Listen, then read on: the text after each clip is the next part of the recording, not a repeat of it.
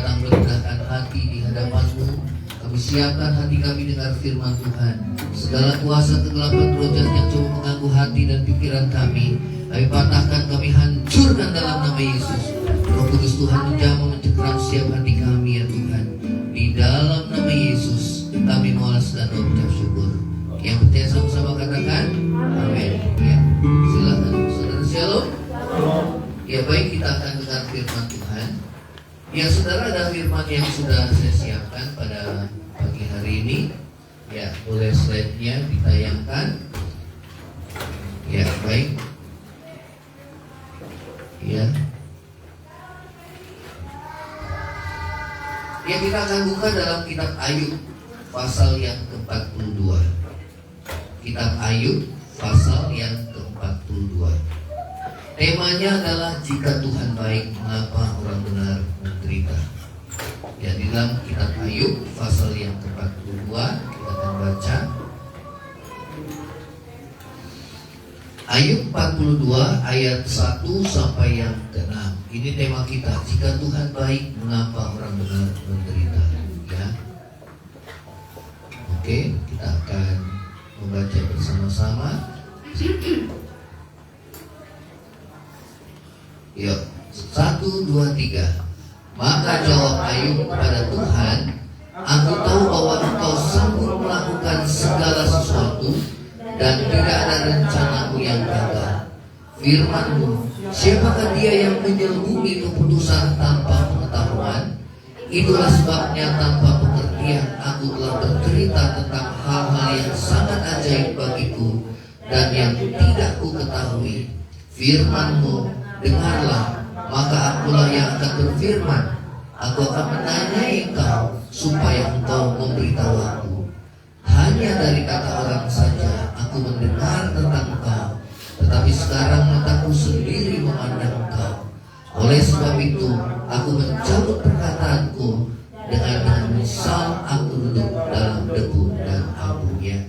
Nah saudara, Ayub itu dikenal sebagai seorang yang saleh, ya, yang jujur, yang takut akan Tuhan dan menjauhi kejahatan. Itu di dalam Ayub 1 ayat yang ke-9, Ayub 2 ayat yang ke-3. Bahkan Nabi Yehezkiel pun menulis tentang Ayub, saudara. Dia adalah salah satu tokoh yang paling saleh di antara 4 orang tokoh yang disebutkan di dalam kitab Yehezkiel. Di dalam Yehezkiel 14 ayat 14 sampai dengan ayat yang ke-20, ya. Slide-nya boleh diteruskan, slide. Ya. Nah, dia adalah tokoh Alkitab yang sering dihubungkan dengan kesabaran dan ketabahannya. Ya. Kalau bisa lihat kesabaran, kita mau lihat tentang ketabahan, saudara, kita dapat melihat di dalam kehidupan Ayub, ya. Kesabaran dan ketabahannya dalam menghadapi apa? Penderitaan. Itu dalam kitab Yakobus 5 ayat yang ke-11. Jadi banyak menceritakan tentang kisah Ayub, ya, baik dalam kitab Yehezkiel, Ayub sendiri, kemudian Yakobus pun menulis tentang Ayub, ya. Nah, saudara, tidak ada seorang pun di dunia ini yang mengalami penderitaan yang seberat Ayub, ya. Saudara, kalau baca di dalam pasal pertama dan pasal yang kedua, itu Ayub kehilangan harta bendanya, ya. Kemudian dia kehilangan anak-anaknya. Kemudian dia kehilangan kesehatannya, saudara, ya. Bahkan istrinya, dia kehilangan istrinya juga, saudara. Bahkan dikatakan ketika sahabatnya yang semula datang untuk menghiburnya, saudara, pada akhirnya menghakiminya. Jadi saudara, dalam mulai pasal yang ketiga, yang 1-2 itu kisah tentang Ayub, ya. Dia kehilangan harta benda, di mana iblis datang, ya, kepada Tuhan. Ya, tentu saja Ayub ini diberkati secara jasmani, ya. Engkau memagari dia, ya, melindungi dia. Tentu saja dia seorang yang saleh, yang takut akan Tuhan, menjauhi kejahatan. Dia seorang yang jujur. Tentu saja engkau memberkati dirinya. Coba kalau engkau ambil semuanya, maka Tuhan mengizinkan. Katakan sama-sama, mengizinkan. Ya, tetapi Tuhan bilang apa? Sayangkannya nyawanya. Nyawanya gak boleh diambil. Ya. Jadi kita lihat bagaimana kisah Ayub itu menjadi pelajaran bagi setiap kita anak-anak Tuhan. Yang setuju katakan amin. Jadi kalau khususnya bagi setiap kita yang mengalami penderitaan, coba lihat kiri kanan, mengalami penderitaan atau enggak saudara. Nah, tapi kan kita tidak, saudara, tidak mengalami penderitaan seberat apa yang dialami oleh siapa saudara? Ayub. Ya, jadi dia saudara mengalami kehilangan. Ya, memang kehilangan itu sangat luar biasa. Ya, yang pertama kehilangan harta benda, kemudian kehilangan orang-orang yang kita kasih, betul atau enggak saudara? Kehilangan istrinya, kehilangan kesehatannya, luar biasa atau enggak saudara? Luar biasa. Bahkan ketika sahabatnya yang pada awalnya dia mau berusaha menghibur, tetapi Ayub, ya, pada awalnya kalau kita lihat kisah Ayub itu bagus, katakan Tuhan yang memberi, Tuhan yang mengambil, terpujilah nama Tuhan, ya. Kemudian ketika istrinya menyuruh Ayub untuk mengutuk karena dia telah kehilangan hartanya, dia telah kehilangan anak-anaknya, ya, bahkan Ayub katakan, masakan aku menerima yang baik saja daripada Tuhan, tetapi tidak mau menerima apa yang buruk. Ya. Nah, pada saat kemudian iblis datang kembali kepada Allah dan Tuhan Allah memuji Ayub. Ya. Dikatakan, hai lihat iblis, ya, ini hambaku Ayub, dia tetap setia dalam kesalehannya. Ya, meskipun engkau membujuk aku untuk mengizinkan hal itu terjadi, tapi iblis gak puas. Wah, kulit ganti kulit, tidak. Manusia akan mengutuk Tuhan kalau diambil kesehatannya, maka Tuhan kembali mengizinkan. Ya, silakan, tetapi sayangkan nyawanya. Ya. Nah, saudara, pada saat Ayub mengalami semuanya kehilangan, ya, bahkan yang terakhir adalah kesehatannya. Di dalam pasal yang ketiga, saudara, dia mulai bukan mengutuki Allah, bukan. Dia mulai menyesali hari kelahirannya. Ya. Kenapa saya mesti hidup? Kenapa saya mesti lahir di dalam dunia ini? Ya, saudara, ini pertanyaan yang memang sering diajukan oleh orang-orang yang putus asa. Ya, kenapa Tuhan kasih saya hidup kalau saya mengalami kehilangan? Saya harus mengalami penderitaan yang begitu berat, ya kan? Ya, mati aja lah. Ya.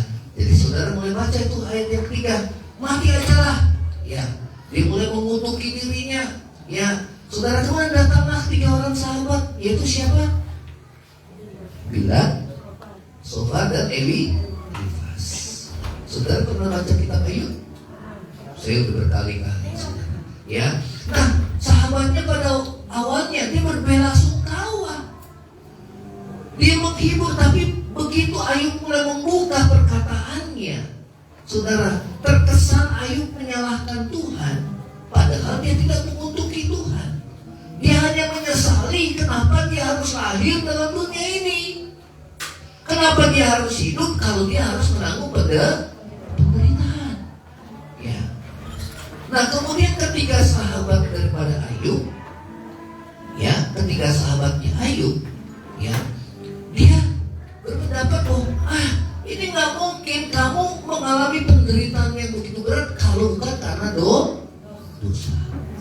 Ya, jadi mulai berdebat sampai Ayub bilang, sampai mati pun aku gak bersalah. Ya, sampai mati pun aku gak bersalah. Ya, saudara, ini kata, seandainya kau menguji aku akan timbul seperti emas.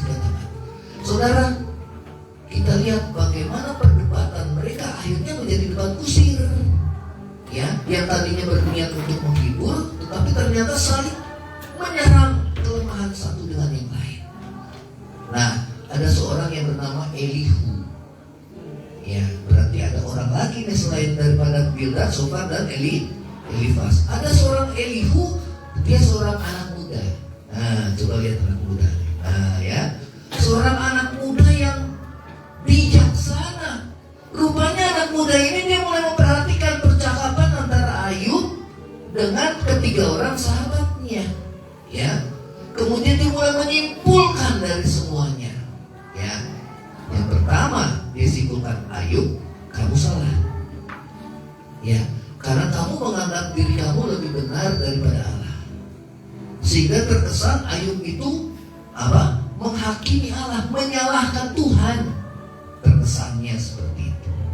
Ya, sehingga ini Tuhan yang buat aku seperti ini. Sampai akhirnya dia kan terkesan, aku nggak salah, kenapa aku harus mengalami ini? Ya, Tuhan itu jahat. Ya. Nah, saudara, kemudian ketiga sahabat daripada Ayub, dia berusaha untuk membela Tuhan. Ya, dikatakan nggak mungkin Tuhan berbuat yang seperti ini, nggak mungkin kalau bukan karena dosa. Ya, saudara, kemudian Elihu, siapa Elihu? Seorang muda yang bijaksana. Dia salahkan Ayub, kamu menganggap diri kamu lebih benar daripada Allah. Dan kamu juga Sofar, Bildad, dan Elifas, kamu juga salah. Ya, kenapa? Karena kamu orang yang lagi susah, engkau hakimi. Jadi colek di kanan. Kalau ada orang susah, jangan dihakimi. Colek di kanan, jangan dihakimi. Amin. Ya, jadi saudara, kita perhatikan, kalau dalam konteksnya kita, dalam pemikiran kita, orang menderita pasti karena dosa. Saya mau tanya, betul atau enggak? Kita cepat selalu itu lihat tuh orang tuh, itu lihat itu, ya. Dia kayak gini karena dosa-dosanya. Ya. Kita gampang menarik kesimpulan. Padahal orang yang kita hakimi belum tentu kita lebih benar daripada orang yang kita hakimi. Nah, setelah Elihu berbicara, maka saudara, Elihu mulai berbicara di pasal 34 sampai pasal yang ke-38. Ya, jadi yang perdebatan panjang, kalau sudah perhatikan dalam kitab Ayub, itu mulai dari pasal 3 sampai pasal yang ke-33. Itu perdebatan yang luar biasa. Ya. Jadi kita lihat Ayub yang merasa tertekan, maka dia dihakimi, saudara. Ya. Dan akhirnya Ayub terpancing, dia berkata-kata yang apa? Yang takabur. Ya, berkata-kata yang salah. Ya. Nah, saudara, kita perhatikan di sini ya, kita akan belajar tentang kisah Ayub. Ya. Nah, tidak ada seorang pun di dunia ini mengalami penderitaan yang seberat Ayub. Ya. Dia kehilangan segalanya. Ya. Nah, jika Tuhan itu baik, mengapa orang benar menderita? Ya. Jadi saudara, hidup itu misteri. Katakan sama-sama misteri. Ya. Saudara, ada hal-hal yang kita nggak bisa pahami. Ya. Namun kita bisa mengerti nantinya setelah kita melalui satu yang namanya proses. Ya. Terus lagi, coba slide-nya. Yuk. Yuk. Mengapa orang benar menderita? Kalau Tuhan itu baik, ayo baca sama-sama. 2, 3. Yang keras, saudara, yang keras. Semangat. 2, 3. Supaya kita mengenal apa? Nah, stop di sini ya. Ayo kita baca ayat yang kedua sama-sama. Ayat yang kedua. Ayo. Kita baca pelan-pelan. 2, 3. Aku tahu. Nah, berarti kalau tahu itu bicara tentang pengenalan. Ya, ini adalah satu kesimpulan dari segala proses yang dia sudah lalui. Di mana Tuhan mulai berbicara di ayat yang ke-38, saudara, sampai ayat yang ke-42, saudara, dia akhirnya memahami, saudara, apa yang terjadi, maksud Tuhan dari semuanya, saudara. Maka ini adalah kesimpulannya, saudara, ya. Karena selama ini, saudara, dia selalu mencari jawabannya, yang namun dia mengerti walaupun tidak sempurna, ya. Nah, saudara, dikatakan 2, 3, aku apa? Aku tahu bahwa engkau apa? Engkau sanggup melakukan apa? Berarti apa, saudara? Allah itu maha kuasa. Engkau sanggup melakukan segala sesuatu. Terus lagi. Nah, bicara tentang tidak ada rencanamu yang gagal. Artinya tidak ada seorang pun yang bisa mengagalkan rencana daripada Tuhan. Ya. Nah saudara, seringkali penderitaan diizinkan terjadi, saudara, dibalik semuanya pasti ada rencana Tuhan. Ya, kalau saudara perhatikan, Tuhan Yesus pada saat dia mati digantung di kayu salib, tidak ada yang menolong. Bahkan pada saat dia memikul salib, semua menonton. Bahkan sampai di kayu salib, saudara, seakan-akan Allah berdiam diri. Ya. Namun di balik semua proses yang dilaluinya, ada rencana Tuhan. Yaitu apa? Keselamatan. Amin. Ya, itu bicara tentang penderitaan. Pasti di balik semuanya ada rencana Tuhan. Katakan sama-sama, ada rencana Tuhan. Soleh kiri kanan, ada rencana Tuhan. Amin. Jadi kalau lagi mengalami penderitaan, jangan suka bersungut-sungut. Jangan suka nyalain seperti siapa? Bildad, Sofar, Elifas. Jangan nyalain Tuhan. Ya seperti siapa? Ayub pun pernah nyalain Tuhan. Pertama dia mulai mengutuk hari kelahirannya. Yang kedua dia pengen mati aja lah Tuhan. Ya, buat apa saya mesti hidup di dunia ini? Kalau saya mesti kehilangan, memang yang paling berat itu kehilangan, saudara. Betul apa enggak? Tetapi manusia harus siap kehilangan segalanya. Soleh kita harus siap kehilangan. Aduh, saya belum siap. Baru harta. Betul enggak, saudara? Yang kedua kehilangan siapa? Orang yang dikasih. Aduh lagi. Lebih berat lagi. Betul apa enggak? Udah kehilangan harta. Yang ketiga kehilangan kesehatan kita. Wah, lebih berat lagi. Betul apa enggak? Tapi justru saudara, kisah Ayub ini, saudara, ditulis untuk menjadi pelajaran buat kita semua. Ini termasuk rencana Tuhan juga, supaya gereja-gereja memberitakan, saudara. Amin. Kalau bicara tentang kesabaran, kalau bicara tentang ketabahan, kalau kita bilang Tuhan Yesus, wah dia kan Tuhan, gitu kan? Tapi ada seorang tokoh perjanjian lama yang namanya siapa? Ayub. Ya. Nah, saudara, ini luar biasa, ya. Nah, saudara, dikatakan bahwa engkau sanggup melakukan segala sesuatu dan tidak ada rencanamu yang gagal. Nah, pengakuan Ayub ini adalah sebelum dia dipulihkan. Jadi setelah dia mulai proses, oh dia mulai tahu, oh ya Tuhan, ya ternyata di balik semuanya ada rencana Tuhan. Ya, amin. Bahwa dia menyadari bahwa Allah itu Allah yang berkuasa, Allah yang berdaulat dalam hidupnya. Kalau Tuhan mau ambil ya ambil. Kalau Tuhan gak mau ngambil ya terserah Tuhan aja. Suka-sukamu Tuhan. Amin. Nah, ada satu kisah yang namanya Esther, saudara. Pernah baca kitab Esther? Pernah? Nah, saat bangsa Yahudi ingin dimusnahkan oleh Haman yang membenci bangsa Yahudi, bukan hanya dia membenci saudara Mordekai karena tidak mau menyembah dirinya, kemudian dia berniat untuk membinasakan bukan hanya Mordekai tetapi seluruh bangsa Yahudi. Maka Mordekai, saudara, dia menyuruh, dia datang kepada Esther, itulah ratu daripada Raja Ahasveros. Siapa Raja Ahasveros?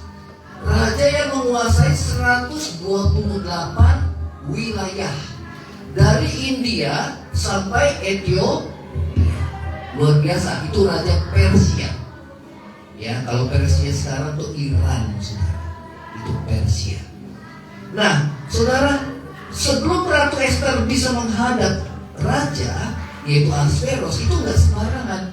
Karena ada satu ketentuan hukum bahwa orang nggak boleh menghadap raja tanpa dipanggil oleh raja. Kalau dia sembarangan menghadap raja, maka hukumannya adalah hukuman mati.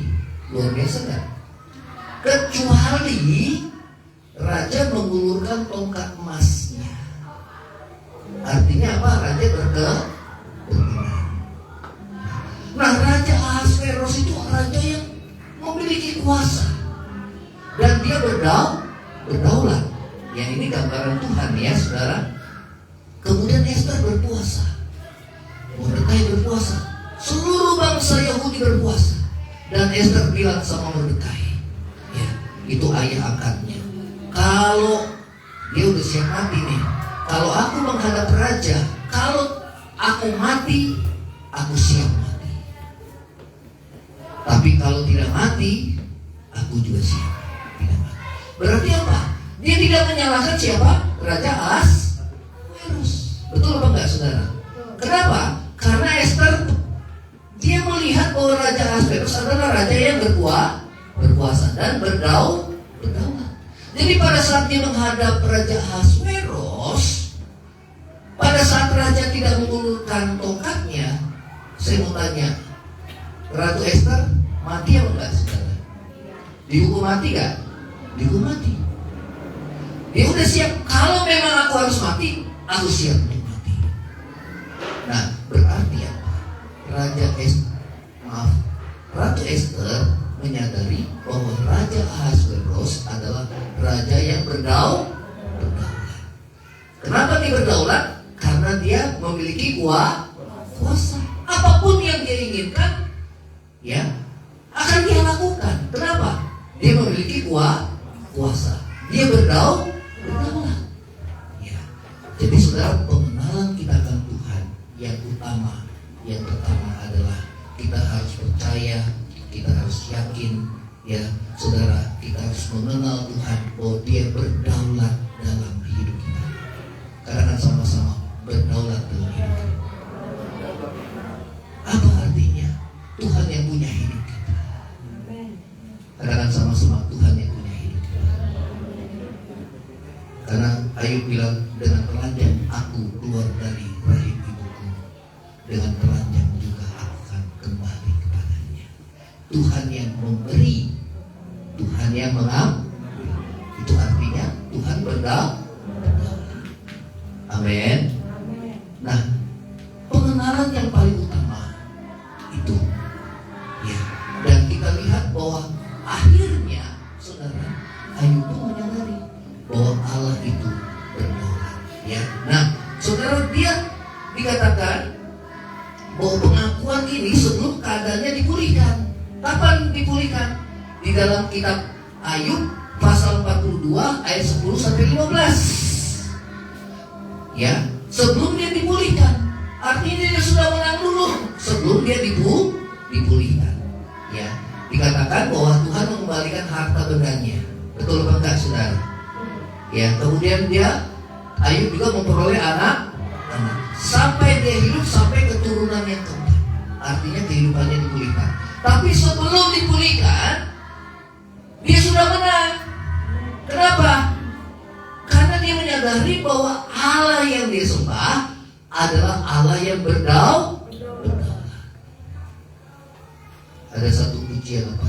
Berdaulat dalam hidupku, ku berserah penuh. Amin. Ya. Nah, saudara, perhatikan lagi ya. Saudara dengar baik-baik. Banyak orang Kristen menganggap jawaban atas semua persoalan adalah perubahan keadaan. Ya, sakit disembuhkan, kekurangan dicukupi, berada dalam bahaya dilepaskan. Namun tidak demikian dengan Ayub, saudara. Ini dia berkata ini, dikatakan engkau sanggup melakukan segala sesuatu dan tidak ada rencanamu yang gagal. Itu berarti dia mengenal Tuhan yang berdaulat.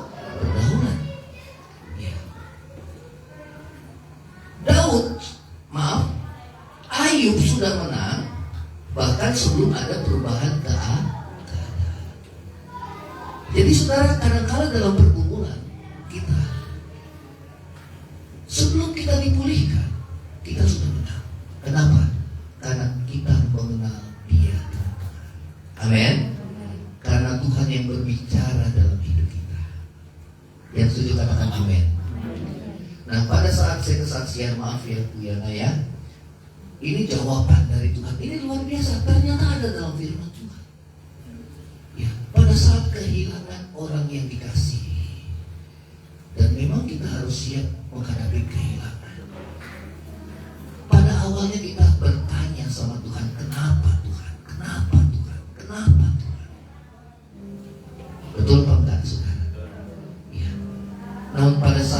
saudara kita duduk diam di bawah kaki Tuhan, ternyata ada peneguhan bahwa Tuhan itu berdaulat dalam hidup kita. Amin. Ternyata ada firman Tuhannya, walaupun tidak mengalami yang seberat daripada Ayub. Ada yang lebih berat dari Ayub, dari kita saudara Ayub. Ya. Nah, saudara perhatikan bahwa kemenangan itu walaupun belum dipulihkan, tapi kita sudah menang. Menangnya di mana? Diri kita sendiri. Kita bisa menerima. Katakan sama-sama, menerima.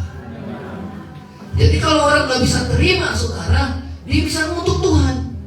Betul apa enggak, saudara? Yang kedua, dia bisa tinggalkan Tuhan. Udahlah, Tuhan kecewa nih sama Tuhan. Betul apa enggak? Saya mau tanya, Ayub tinggalkan Tuhan enggak?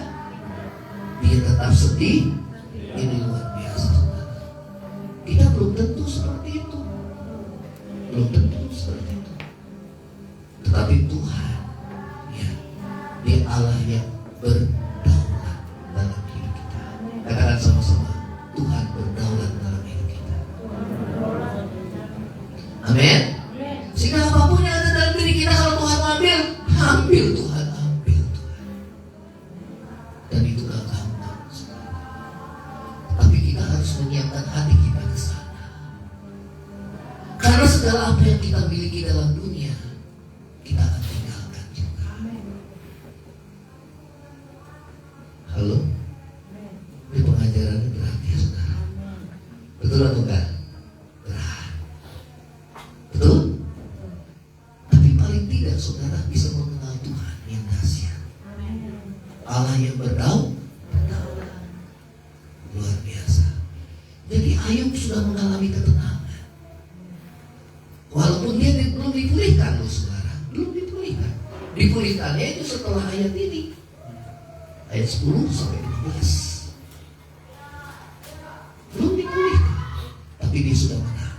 Nah, saudara, solusi yang sejati, saudara, seringkali bukanlah perubahan keadaan. Sakit disembuhkan. Betul enggak? Kekurangan dicukupkan. Betul enggak? Kita maunya kan kayak gitu kan? Udah mulai senyum-senyum, saudara. Betul apa enggak? Ya. Kemudian apalagi saudara, bahaya dilepaskan. Betul apa enggak? Mau di gereja kita adalah di tempat Gusti, saudara.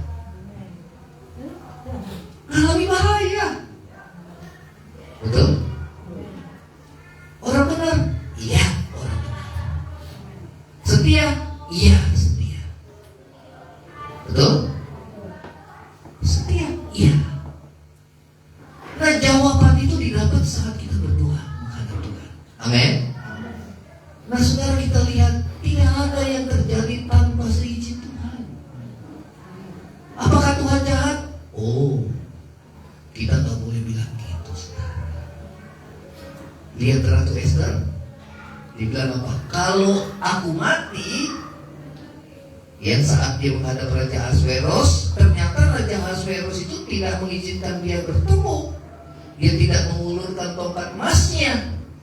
Kalau aku mati, aku siap mati. Luar biasa kan, saudara? Saudara tahu itu karena berdaulat, saudara. Berdaulat dan kuasa itu bergandengan. Orang punya kuasa, dia pasti berdaulat. Dia bisa menentukan semuanya. Betul apa enggak? Gak boleh sembarangan orang bisa ikut campur. Negara kita negara kesatuan, negara Republik Indonesia adalah negara yang berdaulat. Gak boleh sembarangan orang luar ikut campur. Gak boleh sembarangan. Ini kedaulatan negara. Gak ada yang bisa mengusir. Betul apa enggak? Demikian juga dengan Tuhan. Siapa kita? Siapa Tuhan? Jadi kita harus tahu siapa sih kita. Siapa itu Tuhan. Amin. Ini pelajaran luar biasa, saudara. Ya, jadi saudara perhatikan bahwa solusi yang sejati seringkali bukan perubahan keadaan. Ya, seringkali diizinkan untuk membentuk kita. Ya, di sini ada seorang anak muda, ya, Glory, yang harus ditinggal oleh orang tuanya bekerja keras di negara orang untuk mencukupi kebutuhan keluarga. Seringkali mungkin bertanya dalam hati, kenapa ini Tuhan? Kenapa saya gak seperti orang lain? Kenapa gak seperti ini? Gak seperti orang tua lain? Mungkin ada pertanyaan. Tapi yakinlah bahwa Tuhan punya rencana. Amin, Glory. Tuhan punya rencana. Ada juga seorang muda yang harus kehilangan orang tuanya karena dia bercerai, atau dia udah gak punya keluarga lagi, gak punya orang tua lagi. Ingin rasanya kita seperti orang lain, seperti itu. Dan kalau kita melihat keluarga lain kita sedih, namun yakinlah Tuhan punya rencana. Amin. Ada maksud Tuhan di balik semua, supaya kita tahu bahwa Allah itu yang menentukan hidup kita masing-masing, dan Tuhan tahu yang terbaik dalam hidup kita. Yang setuju katakan amin. Ya. Ya. Jadi saudara, solusinya bukan perubahan keadaan, tapi perubahan diri kita sendiri. Katakan sama-sama, perubahan diri kita sendiri. Amin. Tak kalah, ayo berkata, aku tahu. Berarti ada pengenalan di situ. Oh, ternyata aku tahu, aku paham Tuhan. Aku ngerti Tuhan. Engkau Allah yang Maha Kuasa. Semua Engkau bisa lakukan. Tidak ada rencana yang gagal. Amin. Ya. Pengenalan kita terhadap Tuhan semakin dalam. Katakan sama-sama, ada pengenalan Tuhan semakin dalam. Ya. Saudara, saya mau saksikan anak saya kenapa diizinkan dioperasi di Black. Saudara, pertama kan teroid, saudara ya. Teroid udah sembuh, saudara, ada sakit lagi. Misdenia grafis. Itu saudara tahu istilah misdenia grafis? Saya juga baru dengar, saudara ya. Rupanya kelemahan otot mata. Ya.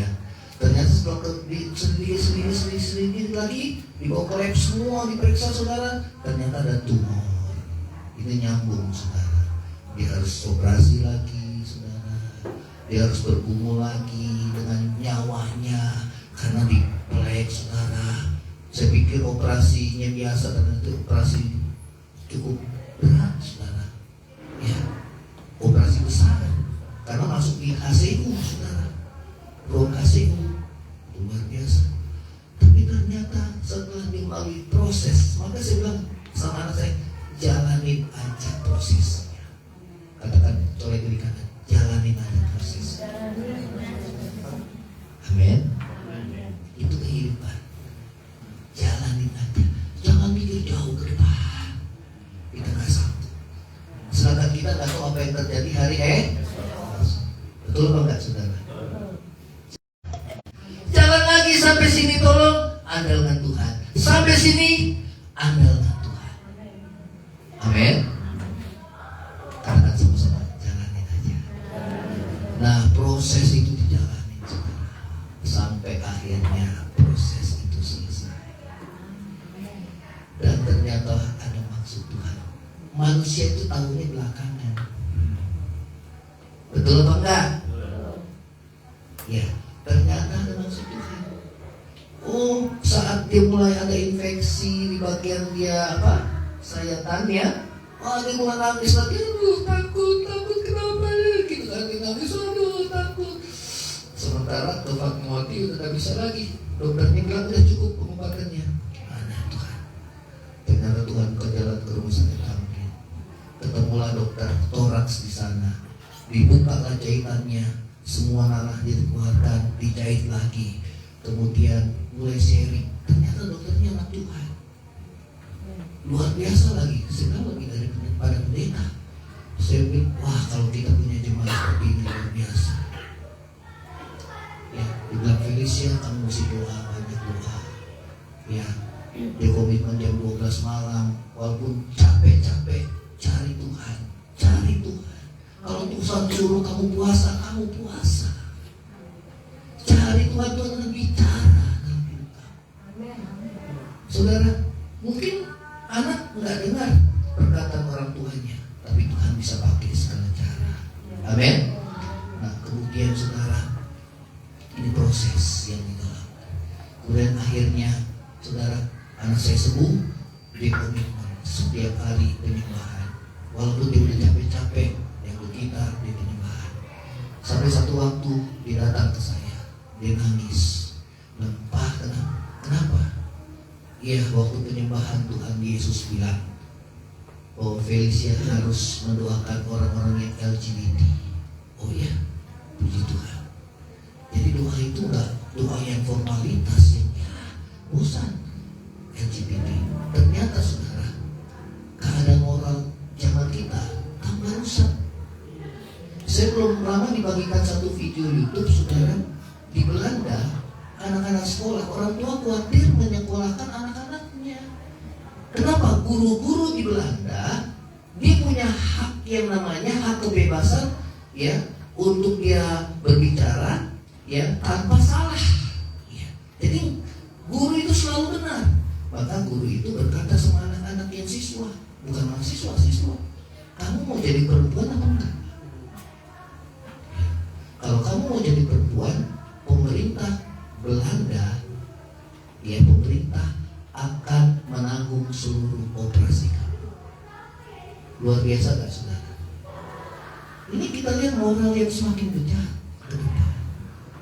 Bahkan pemerintah pun menanggung biayanya. Ya, LGBT, termasuk transgender itu, saudara. Ya, dari perempuan jadi laki, laki jadi perempuan, ya, kayak gitu, saudara. Kemudian yang kedua di Amerika. Sekarang saudara lagi digodok undang-undangnya bahwa dokter tidak boleh mengatakan anak yang baru lahir itu laki atau perempuan. Sampai nanti anak itu cukup dewasa, dia bisa menentukan jenis kelaminnya sendiri. Luar biasa gak, saudara?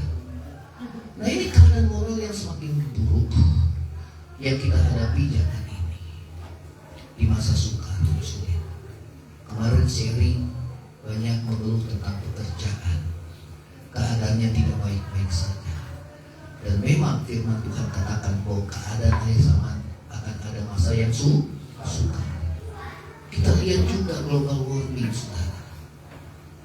Ya, di Arab Saudi mereka yang pergi haji ada 1.000 orang yang meninggal. Kenapa? Karena suhu panas 51 derajat Celcius. Bayangkan ke depan, ya, para ahli mengatakan bahwa setiap tahun atau per 2 tahun suhu bumi naik 1 derajat atau 2 derajat. Saya kira kita udah nggak lama lagi, saudara. Betul apa enggak? Nggak lama lagi.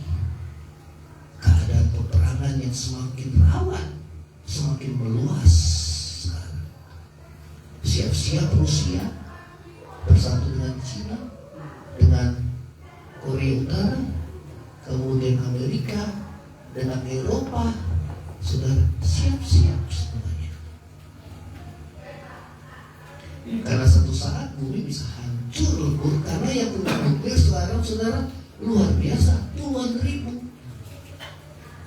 Satu nuklir aja bisa membinasakan seluruh Pulau Jawa. Satu. Sekarang daya musnah nuklir itu sudah ratusan atau ribuan kali lipat untuk memusnahkan bumi. Dan sekarang berlomba-lomba. Amerika ini membuat lagi nuklir yang lebih banyak daripada Rusia. Karena Rusia punya 6.000 nuklir. Amerika cuma selisih sedikit. Diproduksi lagi yang banyak. Ini Rusia gak mau kalah, produksi lagi yang banyak. Nah, kita berada di tengah. Namun, saudara, Tuhan menyertai kita. Amin. Yang penting jalanin aja. Hari lepas hari dengan hidup takut akan Tuhan, hidup mengasihi akan Tuhan. Yang setuju katakan amin. Jadi saudara, kalau kita melekat hidup kita pada dunia, kita orang yang bodoh. Karena satu saat kita akan kehilangan segalanya. Betul? Hati kita harus melekat kepada Tuhan. Sehingga pada saat kita kehilangan segalanya, kita tidak goyah. Karena Tuhan yang memberi, Tuhan yang mengambil. Dia berdaulat dalam hidup kita. Amin. Katakan sama-sama, Tuhan berdaulat dalam hidup saya. Terus lagi slide-nya. Ya, perhatikan ya saudara. Nah, apa yang dimaksudkan Ayub sebagai rencana Allah? Tidak mencakup pemulihan keadaannya. Dia berkata seperti itu sebelum dia dipulihkan. Karena dipulihkan itu di ayat 10 sampai ayat yang ke-15. Ini baru di ayat yang kedua saudara. Sebelum dia dipulihkan. Dia bicara rencana Allah, bukan bicara tentang pemulihan keadaannya. Ini adalah respon Ayub terhadap perkataan Tuhan. Karena Tuhan berbicara di pasal yang ke-38 sampai 41, di mana Allah menunjukkan kedaulatannya yang mutlak atas segala sesuatu. Katakan sama-sama, Tuhan berdaulat atas segala sesuatu. Amin. Termasuk siapa? Termasuk diri kita. Ya. Alam semesta dipenuhi dengan banyak petunjuk akan kemahakuasaannya. Dia memutuskan, ya, karena berdaulat dia memutuskan, dia melakukan, dan dia mengatur segalanya. Yang setuju katakan amin. Coba kita baca dalam Ayub pasal yang ke-38. Perhatikan jawaban daripada saudara Tuhan kepada Ayub.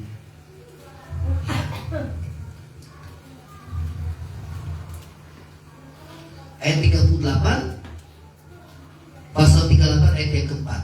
Ayo. Sudah? Sudah baca? 2-3. Dimanakah engkau ketika aku meletakkan dasar bumi? Silakanlah engkau memberi pengertian. Ya, jadi ini Tuhan bicara sama apa? Ayub. Karena apa? Ayub berkata bahwa Tuhan bilang, siapa yang mengambil keputusan tanpa ada hikmat? Tuhan punya hikmat. Ya. Nah, Tuhan berbicara ini untuk menunjukkan kedaulatan Tuhan, karena Dia Allah yang maha kuasa. Nah, Tuhan tunjukkan kepada Ayub, coba buka matamu. Ya. Di ayat yang keempat dikatakan, di manakah engkau ketika aku meletakkan dasar bumi? Saudara perhatikan, itu ada gambar bola dunia. Ya, nah saudara perhatikan di sini apa yang Tuhan katakan. Ya, ayat yang kelima, siapakah yang telah menetapkan ukurannya? Bukankah kau mengetahuinya? Atau siapakah yang telah merentangkan tali pengukur padanya? Ayat yang keenam, baca sama-sama 2-3. Atas apakah sendi-sendinya dilantak? Dan siapakah yang memasang batu penjuru? Nah, tanya sama Pak Eko, sama Musti. Kalau kita bangun satu bangunan, mesti ada fondasi atau enggak? Gunanya fondasi supaya apa? Untuk menahan satu bangunan. Betul ya? Nah, yang namanya batu penjuru itu termasuk fondasi, tetapi di sisi-sisinya itu menopang. Ya. Nah, saudara dikatakan setelah kita memasang satu batu penjuru, ada tiang-tiangnya enggak? Ya. Karena dikatakan di sini, saudara, ya, di ayat yang atas apakah sendi-sendinya dilantak? Nanti saudara baca apa sih artinya? Nanti saudara ada banyak terjemahan firman Allah yang hidup, bahasa Indonesia sehari-hari, ada versi mudah membaca, saudara segala macam supaya saudara tahu. Ya. Nah, saudara, untuk satu bangunan supaya kokoh itu mesti ada apa? Fondasi. Kemudian ada apa lagi supaya kokoh? Ada tiang-tiang. Baru itu dibangun. Saya mau tanya, dasar bumi itu ada fondasinya? Ada. Dari mana tahu adanya? Makanya Tuhan bilang, siapa yang kasih itu fondasi batu penjurunya di mana itu? Hah? Ada yang ngerti apa enggak? Hah? Itu baru satu, saudara. Baru satu. Saya mau tanya, berat bumi itu beratnya semana? Semua kan bangun terus, saudara. Gedung-gedung segala macam gitu. Wah, tapi Roboh apa enggak? Hah? Ada tiang-tiangnya. Yesus yang menopang. Ibrani pasal pertama ayat ketiga. Firman-Nya menopang segala sesuatu. Itu luar biasa kan saudara? Luar biasa. Yang berikutnya kita akan baca lagi. Ya, ini baru satu, belum apa-apa. Ini yang ngomong siapa? Tuhan. Untuk menunjukkan apa? Kemahakuasaan dan kedaulatan. Ini baru bumi satu. Di luar angkasa itu berapa banyak? Oh, satu Bima Sakti itu 400 miliar planet saudara. Satu Bima Sakti. Galaksi namanya, galaksi. Galaksi itu kumpulan planet-planet. Dan bumi satu dari 400 miliar. Di luar angkasa berapa banyak galaksi? Jutaan galaksi sekarang. Bumi semana? Seperti pasir di laut. Saudara di mana?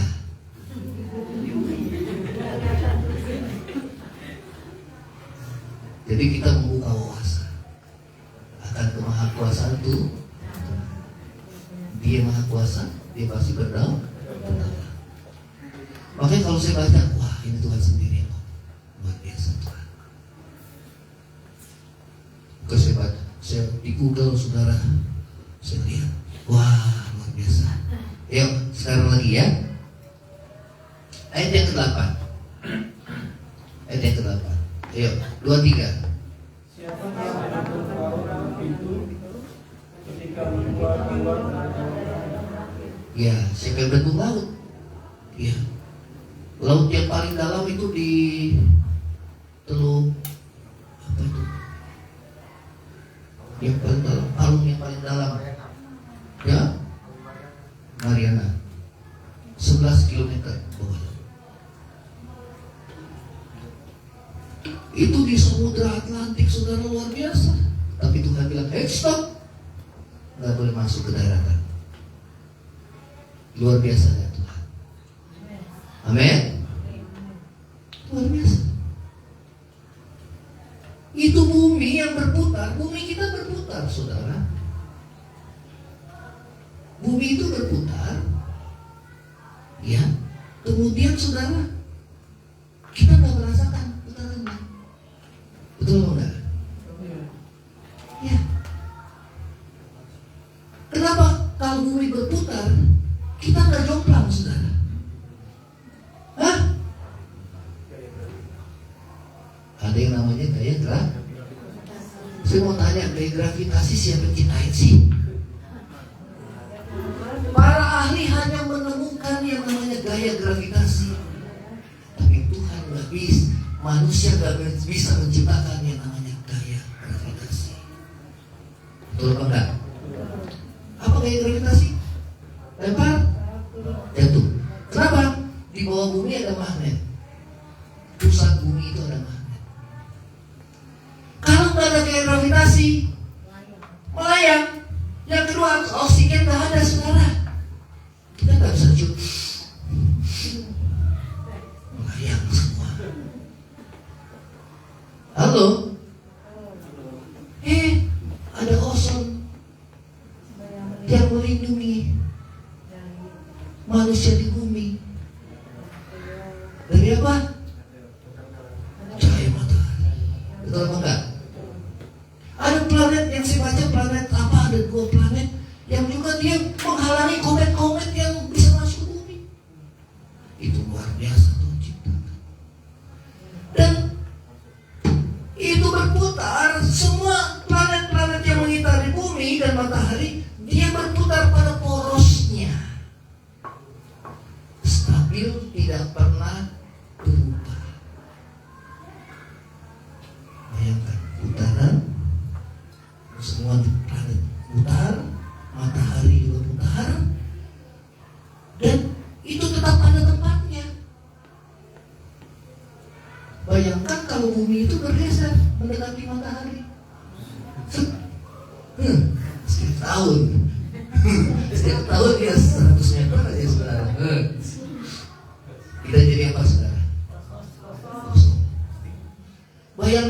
kalau bumi itu mulai menjauhi matahari, hah? Mati bekus. Betul atau enggak? Sedang ini luar biasa. Dengan bumi aja yang saudara nggak ada fondasinya, tetap Tuhan tobat. Bahkan dia berputar, kita nggak merasa putarannya. Kenapa? Karena ada kayak gravitasi. Amin. Nah, kayak gravitasi itu yang membuat oksigen itu juga masuk ke bumi. Kalau nggak ada oksigen itu akan mati semua kita. Oh, saya pinter, saya baca di Google. Ada Mbak Google, saudara. Sebelah pendeta juga mesti baca, saudara. Ya, supaya kita menjadi Tuhan Maha Kuasa ya, luar biasa. Halo? Jadi mulai tercerahkan. Wah, ya Tuhan. Lautan. Siapa yang mau bentuk? Tuhan. Stop. Nggak boleh masuk. Kalau Atlantik, saudara, kecuali diizinkan Tuhan ya. Sekarang yang paling takut kan kalau di kutub utara es itu mencair, kemudian air baru masuk, kita semua habis. Kalau Tuhan izinkan itu, ya. Tapi kalau tidak Tuhan izinkan, kita tidak akan binasa seperti itu, ya. Nah, saudara, kita perhatikan ayat yang berikutnya, ayat 33. Ya, 33. Nah, ini luar biasa lagi, saudara ya. 33, ayo 23, 38, 33, 23.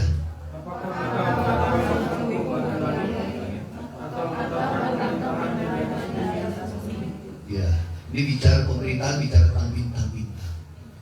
Di ayat 31 coba saudara baca. Dapatkah kau memberkasi ikatan bintang Kartika, membuka belenggu bintang belantik? Apa itu bintang Kartika dan bintang belantik? Nggak tahu. Cari sendiri di Google. Ya, dapatkah kau menerbitkan mintakul burus pada waktunya? Apalagi itu mintakul burus, ya kan? Dan bintang hidup dengan pengiring-pengiringnya. Apakah kau mengetahui hukum-hukum bagi langit atau menetapkan pemerintahan atas bumi? Jadi artinya Tuhan itu tempatkan semua teratur. Masing-masing gak ada yang apa saudara? Bertabrakan. Ada begitu banyak planet, itu triliunan planet di alam semesta, tapi nggak ada yang tabrakan sebenarnya. Luar biasa kan? Luar biasa. Makanya kalau kita hidup itu karena Tuhan menopang ya. Kita yang hidup di bumi, kita nggak tahu apa yang terjadi di alam semesta. Orang Jepang kan takut, saudara, kalau nanti ada asteroid yang akan datang ke bumi yang besarnya sampai dia mau tembak dari luar angkasa, nggak mempan, saudara. Kalau besarnya sebesar bumi, habis kita semua, nggak ada yang mempan. Betul apa enggak? Sampai semana pengetahuan manusia kecil di hadapan Tuhan. Luar biasa. Jadi Tuhan tempatkan bintang-bintang. Ya, itu dengan hikmatnya Tuhan. 36, ayo. 36, 23. Siapa menaruh hikmat dalam awan-awan? Atau siapa dapat mencurahkan tempayan langit? Ini luar biasa lagi. Siapa yang dapat saudara menaruh hikmat dalam awan-awan? Itu awan-awan itu kan saudara menampung air. Kalau kita lihat awan itu ringan apa enggak sih saudara? Hah? Itu luar biasa lagi. Betul apa enggak? Itu luar biasa hikmat yang daripada Tuhan. Bisa menampung air. Kalau kita lihat naik pesawat terbang, awan-awan ngambang enggak saudara? Berarti ringan apa enggak? Kenapa dia bisa nampung air saudara? Oh iya ya, saudara. Aduh, ya itu luar biasa. Ya, jadi Tuhan tunjukkan itu betapa kecilnya manusia. Ayo kamu itu sombong. Ini penyakitnya orang saleh. Sombong. Coba kiri kanan. Sombong lu, gitu ya. Merasa diri benar. Tuhan di dalam dirinya. Katakan sama-sama, ada rencana Tuhan. Amin, saudara. Ya, lihat slide-nya lagi. Yuk kita baca sama-sama. Ayub mengakui bahwa di balik segala sesuatu, termasuk kesengsaraannya yang menimpa dia, ada rencana Allah. Terus lagi, walaupun semua itu adalah rencana Allah, bukan berarti Allah secara aktif dan langsung terlibat di dalamnya. Bukan Tuhan yang membuat Ayub seperti itu, tetapi iblislah yang melakukannya. Baru Allah mengizinkan dalam kedaulatan. Kalau Tuhan nggak mau izinkan, bisa nggak? Bisa. Ya, maksudnya kalau Tuhan tidak mengizinkan iblis melakukan sesuatu, bisa nggak iblis melakukan sesuatu sama kita? Solid di kanan, semua balik ke Tuhan. Amin. Ya, balik ke Tuhan. Kalau kita malam ini berdoa, Tuhan, apa rencana Tuhan dalam hidup saya? Berdoa supaya aku semakin mengenal Tuhan, ya, supaya Tuhan bukakan, saudara, ya, sehingga kita bukannya meratapi diri sendiri, tetapi kita kagum akan kemahakuasaan Tuhan. Yang setuju katakan amin.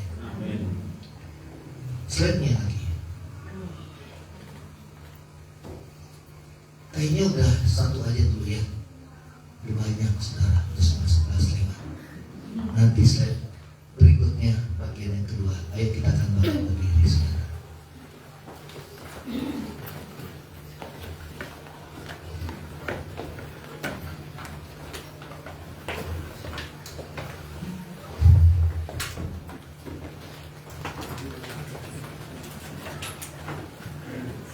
Kita bangkit berdiri.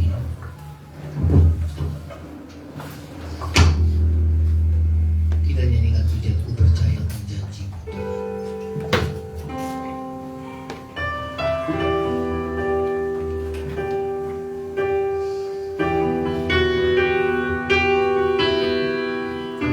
Ya Yesus.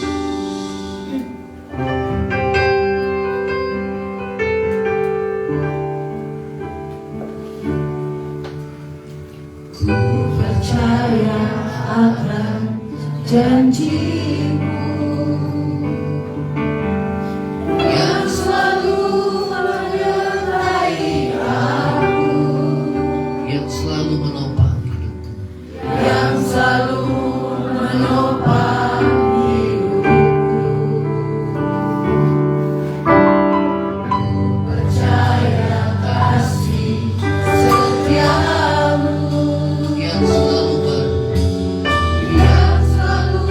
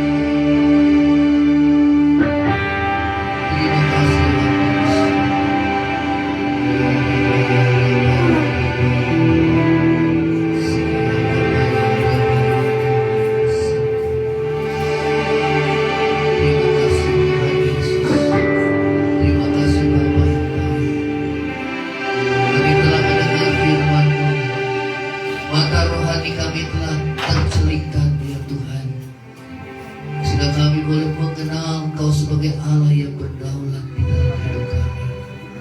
Sebab Engkau Allah yang berkuasa di dalam hidup kami Tuhan. Semua yang ada pada kami berasal daripada-Mu. Oleh karena itu biarlah kami yang hidup, kami boleh meninggikan Engkau yang besar Tuhan. Engkau Allah yang dahsyat ya Tuhan. Engkau yang layak kami puji dan kami tinggikan. Dan biarlah kami selalu merendahkan diri di hadapan Tuhan, menyadari siapa diri kami di hadapan Tuhan, selalu menggantungkan hidup kami hanya kepada-Mu Tuhan. Karena Kau berkuasa untuk melakukan segala sesuatu. Tidak ada rencana-Mu yang gagal Tuhan. Dan kami percaya rencana-Mu itu yang terindah dalam hidup kami. Kau tahu yang terbaik dalam hidup kami Tuhan. Walaupun mungkin kami belum dilepaskan dari kesukaran-kesukaran hidup yang kami alami,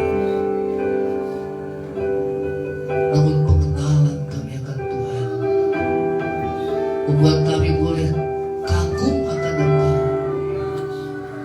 membuat kami boleh semakin berserah diri kepada-Mu Tuhan, membuat kami semakin merendahkan diri kepada-Mu, membuat kami semakin mengandalkan Tuhan dalam hari-hari yang kami lalui Tuhan, menjalani setiap proses kehidupan. Dan kami percaya pada akhirnya Tuhan turut bekerja dalam segala sesuatu untuk mendatangkan kebaikan bagi kami yang mengasihi Tuhan. Berkati setiap jemaat, biar lewat kebenaran firman-Mu Tuhan, semakin kami kagum akan Tuhan, semakin kami merendahkan diri di bawah tangan Tuhan yang kuat, semakin kami menyerahkan hidup kami kepada-Mu, semakin kami mengandalkan Tuhan, karena Engkau Allah yang berkuasa. Engkau sanggup melakukan segala sesuatu ya Tuhan, bahkan yang tidak kami pikirkan.